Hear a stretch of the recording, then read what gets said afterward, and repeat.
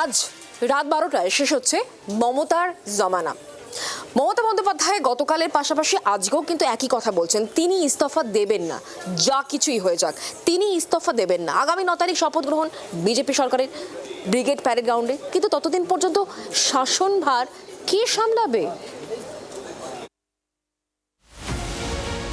পশ্চিমবঙ্গে এবার অভূতপূর্ব রাজনৈতিক পরিস্থিতি। স্বাধীনতার পর রাজ্যে এই প্রথম কোনো বিদায়ী মুখ্যমন্ত্রী ইস্তফা দিতে নারাজ। তার দাবি, এবার তৃণমূলের হার হয়নি, তৃণমূলকে জোর করে হারানো হয়েছে, তাই তিনি পদত্যাগ করবেন না। কেন, কিসের জন্য? আমরা তো হারিয়ে নিয়ে যাবো। হারলে আমি যদি শপথ নিতে যেতাম তাহলে আমি রেজিগনেশনটা করতাম। এখন তো কোয়েশ্চেন ডাজন্ট অ্যারাইজ। জোর করে দখল করে যদি কেউ মনে করে যে আমি কি রেজিগনেশন দিতে হবে, নো, নট দ্যাট।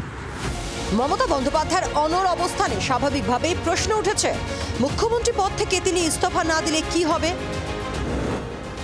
প্রথম সম্ভাবনা, 2021 সালে 6 মে শপথ নিয়েছিলেন মমতা বন্দ্যোপাধ্যায় এবং তার সরকার।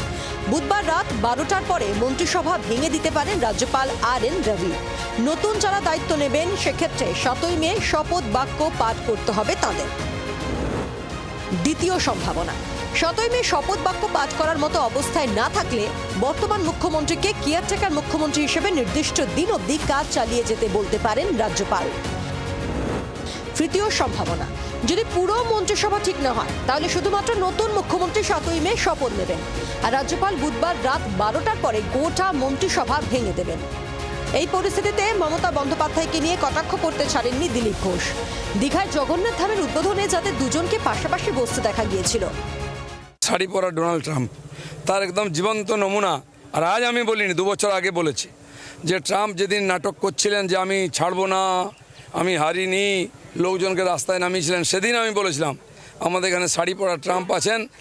সোমনাথ চট্টোপাধ্যায়কে হারিয়ে জয়েন্ট কিলার হয়ে যার রাজনীতির পথ চলা শুরু, বাম সরকারের মৃত্যু ঘণ্টা বাজিয়েছিলেন যিনি, সেই মমতা বন্দ্যোপাধ্যায়ের মুখ্যমন্ত্রীত্বের শেষ বেলায় সঙ্গী হলো বিতর্ক। ব্যুরো রিপোর্ট, জি 24 ঘন্টা।